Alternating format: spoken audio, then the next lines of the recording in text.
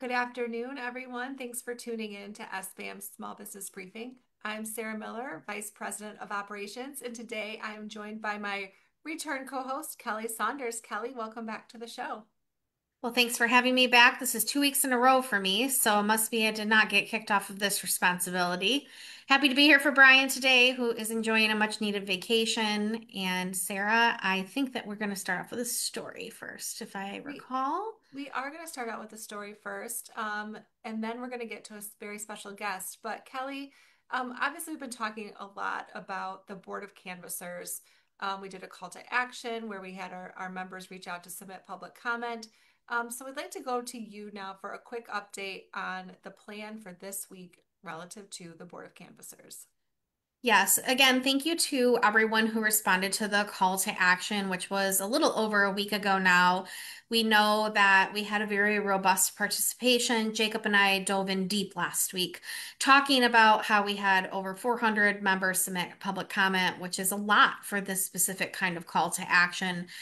We're pretty sure the Bureau of Elections had no idea what they were in store for when we asked our members to come to the table, but no surprise, you delivered. So, this week, the Board of Canvassers does have a meeting scheduled for Thursday, and that will be held here in Lansing at the Binsfeld Senate Office Building at 10 o'clock. And so, what we will be doing is attending that specific meeting, and we will have speakers that go before the Board of Canvassers and provide public comment on how the verbiage should be worded, crafted, and then placed on the petition summary for people to consider signing when it comes to the next few months when they're out collecting signatures.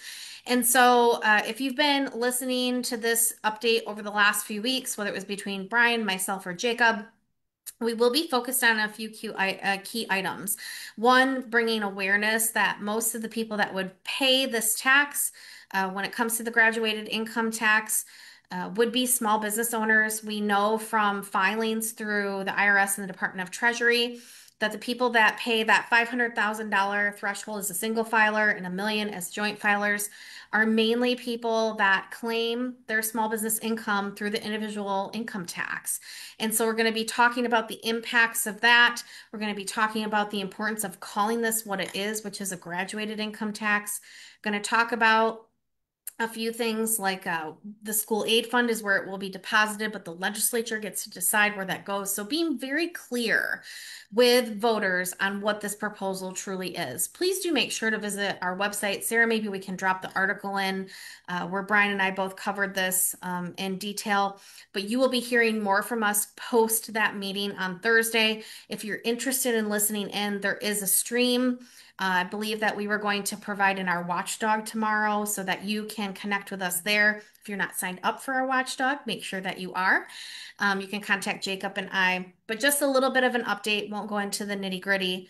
Board of Canvassers this Thursday, 10 o'clock. We'll be deciding the verbiage and then approving to form what will come of that. And we will do everything, anything and everything to make sure that that verbiage is being true and faithful to what this is, which is a graduated income tax.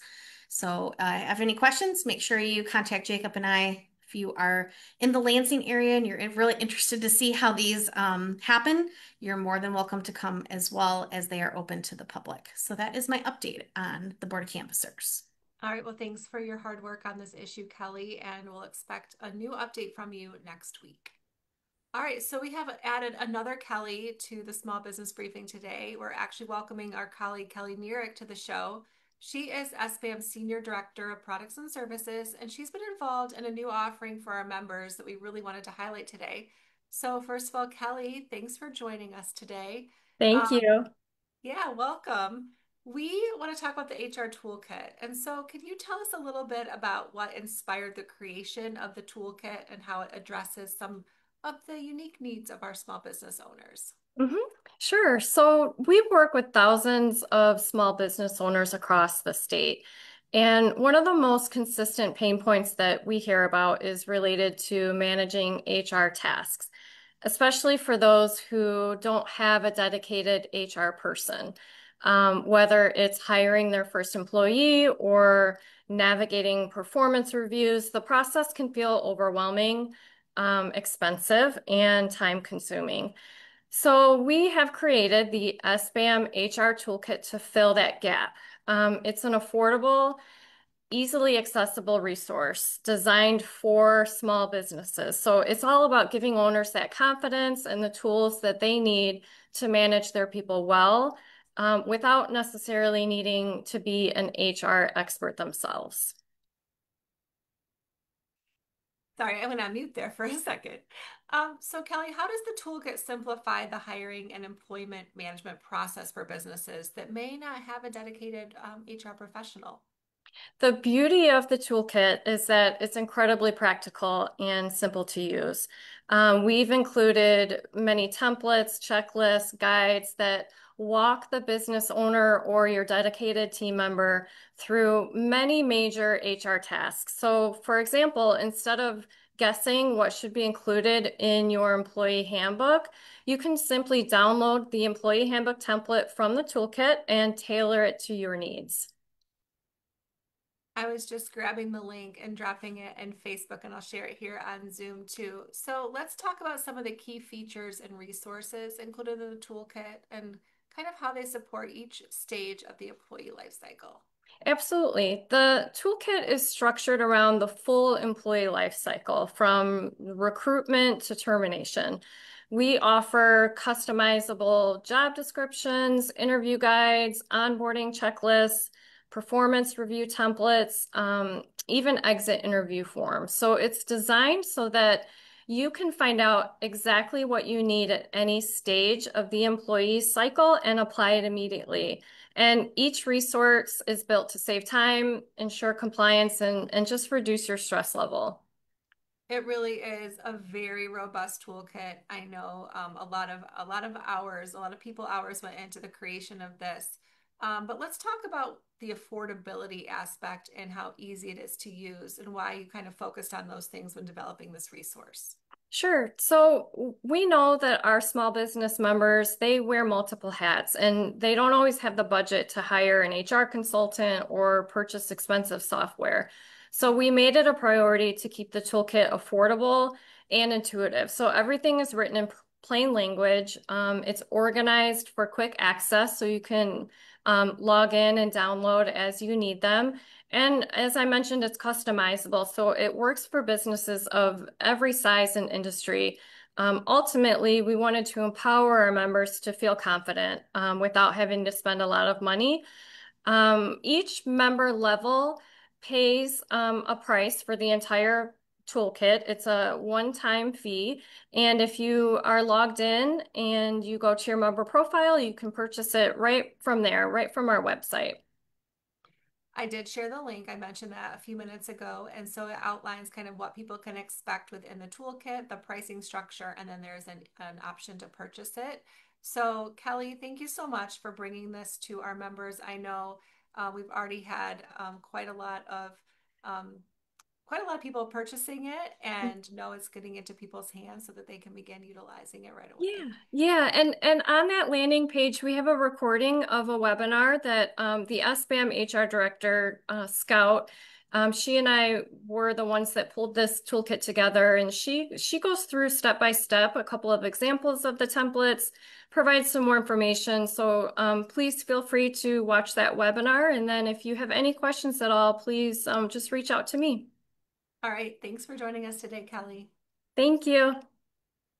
All right, so we're going to move back into some of our regularly scheduled programming. And Kelli Saunders, it wouldn't be a show without some political updates and our Election Watch 2026. So, campaign finance filings were due last week, and there's some big money happening earlier in this gubernatorial race. What's the update? Yes, so I am going to read off some notes because it's really hard to keep track of all this money, and I don't want to report incorrectly. There were quarterly reports that were required by the Department of State last week, and it really gave us an insider's look into how are all these candidates doing when it comes to fundraising. And honestly, this is pretty early for the amount of people that we have in this gubernatorial race, and we've talked about that on this show often. But I am still amazed at the numbers that I'm going to talk about today throughout all these candidates in this race. So let's start first with Mayor Mike Duggan, who is running as an independent. And the reason I want to start there is because his numbers are actually really impressive. When you break from the normal two-party structure of being a Democrat and a Republican, people wondered how would he do on the fundraising front. And safe to say that Mike Duggan is here to stay in this race. He is bringing a ton of money to the forefront at the start of this, raising about 3.2 million as he does seek to upend kind of this two-party system. And that's pretty good to start. When you put everything in perspective, I'm going to give like a high level overview of everyone and then I'm going to kind of deep dive into the various parties. So, in the new disclosures that were filed last Friday, there were receipts for Jocelyn Benson of 3.5 million. So that also equally very good for her campaign haul. That did come with some transfers from some existing funds that she has in running from for Secretary of State, obviously for 2 terms. And then when we look into the Republicans, we'll say kind of some, early front runners, if you will, or people who got in first. Congressman John James of Southeast Michigan and current Senate Minority Leader Eric Nesbitt were the top in their respective party, each bringing in about 2.3 million in receipts, both transferring money again from their respective accounts. Congressman James from his congressional account, and then Leader Nesbitt has a couple of accounts that he also manages from his role in the Republican Party. So we know that like fundraising doesn't necessarily win all of this piece of the puzzle, but it definitely helps. And so, as we look into how aggressive all of these campaigns are being and competitive at the end of the day, we were talking about 3.5, 3.2, kind of in that independent and the Democratic spaces, but then even the 2.3 for each in the Republican. What's $1 million among friends? But it's pretty, it's pretty much, pretty competitive, and you have to make it through a primary first. And so what this is saying to us is that these are pretty evenly matched candidates and what will come from that. So, like I said, let's dive into the Duggan numbers. So, 3.2 million in direct contributions through July 20th, and he did top each Democratic and Republican candidates, which is a first in modern history for Michigan running for governor because, again, he's running as an independent. So direct campaign contributions means, I decide to give $100 to X candidate. That it's those kinds of direct campaign contributions we're talking about, not the transfers that I was talking about prior to. So again, a very impressive haul. When it comes to Secretary of State Jocelyn Benson running as a Democrat, she raised more than 3.5 million, but her Friday filing did reveal that a third of that, about 1.2 million, was transferred from those Secretary of State funds into this current campaign account. I want to remind her that she launched her gubernatorial campaign back in January, and she has raised about 2.4 million in new donations from donors since then. She did also, everybody makes statements along with these numbers before they're actually filed with the Secretary of State because they want to say how great it is and explain how they got there. So she did say, she's not taking any corporate PAC donations. A lot of people choose not to take certain money from certain people when they run for things. And that she did say that her vast majority of contributions to her campaign were less than $100. It also does illustrate in her campaign finance filing that she's built quite a national profile over the last year. If you recall, she was pushing back against President Trump and some of his election policies. And so when you look at her campaign finance report, it does show donors from across the country. And so there are people, she's garnering that attention and garnering that funds to essentially contribute to her campaign. So a little less than half of her contributions came from Michigan donors, actually, about $1.1 million. And so when we look at that, what we know is that there were more donations that came from outside Michigan than inside Michigan, which some people feel a certain way about that. We've talked about on this, show often that want to make sure that Michigan people are leading the charge when it comes to our elected officials. doesn't take away from her campaign at all. We're very early into the process, but these are the kind of things that we look at when we're looking at campaign finance reports. She did end the fundraising period with slightly more cash on hand than, say, Mayor Duggan. She has 2.4 million on hand, and he has 2.3 million. And then the other folks that are in the race on the Democrat side, Lieutenant Governor Garland Gilchrist did raise just short of $800,000. He did have taken more than 10,000 donations, which is quite impressive. But his campaign has spent over half of what he's raised, and he only has about $312,000 left in the bank. And then, kind of, again, a noteworthy, very impressive Genesee County Sheriff Chris Swanson, who is kind of seen as an underdog in this race, he did raise $1 million, which is really impressive. He did transfer 183,000 from his sheriff campaign into his account, and he has about $600,000 on hand. So that's the Dem side of the ticket. When we go into the Republican side, Congressman James, as we said, he is touting that he raised $7 million. Now, how can that be? When we started talking in the beginning, we talked about 2.3. He did raise $2.3 million. Some of that was transferred from his congressional campaign, but he had a very substantial investment from the DeVos family, Dan and Pam specifically, of $5 million, but that went into a super PAC that he cannot coordinate with because that's against campaign finance law. So what he's saying is that he has a lot of money on hand because he's got other money in the super PAC, but again, he cannot coordinate with that super PAC because it is against the law. And then as far as leader Eric Nesbitt, he again raised $2.3 million. Very impressive as well. People thought in the beginning that Congressman James is going to run away with this, but what we saw in here is that leader Nesbitt is ready to kind of rumble on the Republican side of the ticket, and he's not going to lay down. This going to be a race as we see it today. Couple other notables, former Attorney General Mike Cox of Livonia raised $884,000 for the period. He did put 1.5 million of his own money into the campaign, which leaves him with 1.9 million cash on hand. He is also the only candidate so far that has turned in his signatures to the Secretary of State to be on the ballot.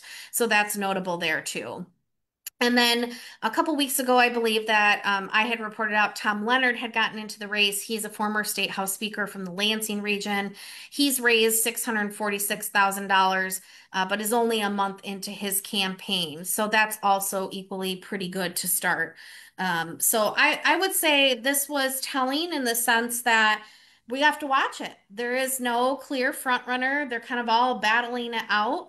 And there'll be more to come in the weeks to come, but that's big money in those campaign accounts this early. So will it dry up later, or will we continue to see record fundraising numbers as we approach election 2026? All right. Well, thanks for that update. Certainly, like you said, a lot of money, but yet a lot of time left. Mhm. Let's talk about the U.S. Senate race, Kelli, specifically on the Republican side. There were some announcements last week, so fill us in.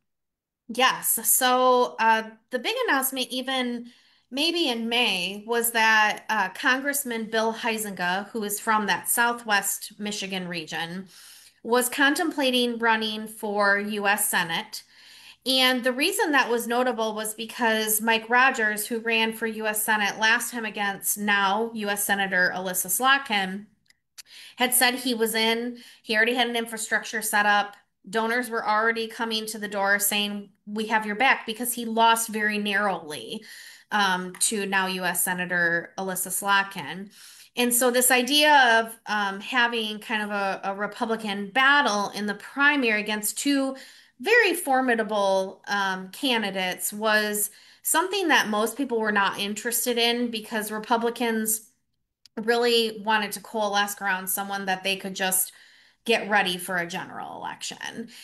And so when, the Congressman Huizenga was saying that he was thinking about it, it was caused just a little bit of indigestion, if you will, on that side.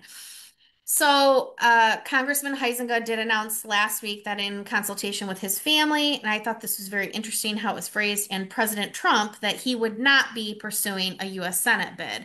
Well, 2 days later, something to that effect, President Trump announced that he was endorsing Mike Rogers for that U.S. Senate seat. So it was pretty cut and dry that the president had, discussed this with him and said, we need to support Mike Rogers. Now, another reason why this is interesting is that congressional seat that Congressman Huizenga holds, he's done a really good job of holding that seat in the last two election cycles. I believe he's won by around 12%.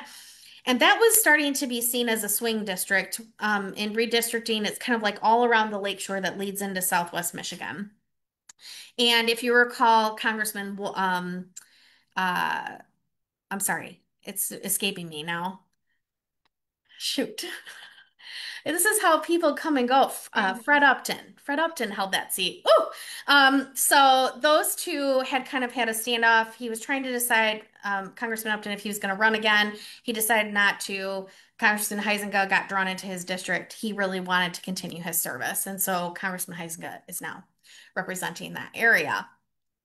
So, in the sense for Republicans of that becoming a swing district, they really don't want Congressman Huizenga to not run in that seat specifically. And so now the question is, will Congressman Huizenga decide to run for his congressional seat or not? And he did not give an indication if he was going to do so or not. He's kind of reached a ceiling with his caucus on how far he's going to go in leadership. Now, that could change every day in Washington. You never know. But he also has a beautiful family back in Holland, Michigan. They have a family business, and maybe he wants to be done. So it is yet to be seen what's going to happen with that fourth congressional district. And the Democrats are fielding a very strong candidate for that race in current Senator Sean McCann here at the state level. So that race could become one viable for the Democrats to flip if Congressman Huizenga doesn't decide to seek retaining his seat. So that all remains to be seen. But just putting that on your radar as Congressman Huizenga not running for U.S. Senate, Mike Rogers endorsed. Now what will Congressman Huizenga decide to do? All right, there's no shortage of new information for Election Watch 2026. Okay, Kelly, let's talk about some legislative news next. There was kind of a bit of a rumble last week in the House of Representatives. What happened? Yeah, the House of Representatives was in session last week. They were seeking to get a few bills through on cell phone use in schools, and then also some uh, legislation related to sentencing of 19 and 20-year-olds for parole. And we know that there's been this budget battle between the House and the Senate, where the Senate has passed their budget, sent them to the House. The House doesn't find them palatable. The House has passed an education budget and a roads funding plan and sent it to the Senate. They're not interested in that. So, essentially what happened is they were trying to do some negotiating on these respective bills with the current appropriations chair for the Democrats, Representative Alibis Farhat. And for whatever reason, there were three Democrats and three Republicans that did not come to work last Thursday. And so I think that there's probably caucus issues on both sides of the aisle, which means you have to have 56 votes to pass a bill in the House. And so it required some coordination and some bipartisan work. And unfortunately, there was supposed to be a negotiation on both of those bills between the appropriations chair for the Democrats and the speaker. And there were bills put up on the board and they did not pass. And so there was some fighting that happened in the form of verbal arguments back and forth. And the speaker did strip Representative Farhat of his minority chair title on the appropriations side. And so he is no longer serving in that capacity. There was not a new Democrat minority chair named for appropriations, which, as we go back to the beginning of this conversation, we don't have a budget. So that does make things very difficult in the sense of having a minority chair in that appropriation seat. So unfortunately, what we're seeing is is that the legislature doesn't seem to be any further along in coming together. We know that the governor and the speaker have said we want a roads deal attached to the budget, and the Senate doesn't love that idea. So there's kind of a stalemate here, but also as they continue to try to get other things done during, a few session days that they come in for the summer, it doesn't seem to be going well. So we'll hope that behind closed doors, the governor and the speaker and the Senate Majority Leader are trying to find other avenues to specifically get the budgets across the threshold. But this has just been a little bit of a challenging time. And you'll see and probably hear some announcements, in the upcoming week or two where the speaker will have to seat a House Appropriations chair for the Democrats. So unfortunate, but we will keep you in tune to what happens next. All right, so one more story for today, Kelly, and this is about a disaster declaration up north. So Governor Whitmer had requested the Trump administration provide a disaster declaration for northern Michigan, the ice storm recovery. So can you give us a few details there? Yes, good news for our friends in northern Michigan. We know that it was a complete catastrophe a few months ago with the ice storms that occurred in our northern Michigan region. The governor had declared a state of emergency, I believe, back in March in order to unlock some state funds that we have here to help in these times of crisis. But there's also a disaster declaration that can happen on the federal level that essentially unlocks FEMA to be able to come in, not only provide monetary assistance, but also additional resources to clear things. So we know there was a ton of trees, you name it, of things that came down. Um, that needed to be taken care of in the aftermath of what was this ice storm. And so President Trump called the governor last week and said, we will be granting this disaster declaration. And so those things start to come into place on a federal level. You will see in upper northern Michigan probably more sites open for people to come in to explain the help that they need financially. You'll see more people come in to start clearing trees and brush and get things in a better place. But this is a multifaceted approach. And so if you have questions, we really encourage you to contact your locals and find out what those next steps are. And when I say locals, your local governments. And then the governor's team actually has done a really great job on their website in who to contact in those regions. And so we can provide that to you another time, Sarah. I do believe that story I sent you, it is in the press release, so we could drop that in too. But a reminder that this is extended to Alcona, Alpena, Antrim, Charlevoix, Sheboygan, Crawford, Emmett, Kalkaska, Mackinac, Montmorency, Oscoda, Otsego, Presque Isle, and then the Little Traverse Bay bands of Ottawa Indians as well. So if you reside in any of those areas and you need assistance because it's yet to be cleaned up in your region, please make sure that you contact your locals in order to get that assistance. But we are pleased to see the governor and the Trump administration work together to get our state back on track. Northern Michigan is a treasure. And it was truly devastating with the ice storms. And so this is a great move forward in order to get them back on track during a very busy tourism system or time. Yes, I did share that link to the press release and the so people can use that information as needed. So, all right. Well, Kelly, thanks for joining me today while Brian is on vacation. Appreciate your insight into all things legislative, election, board of canvassers, all the things. That is everything we have for today's show, but I will remind you all that you should check out our events calendar, sbam.org/events for upcoming owner-to-owner events. We have a golf outing on September 4th and a few webinars coming up as well. But otherwise, we hope you have a great week. We'll be back here next Monday at 3 o'clock. Yes, find a location to come hang out with us. We love seeing you. Have a great week, everybody.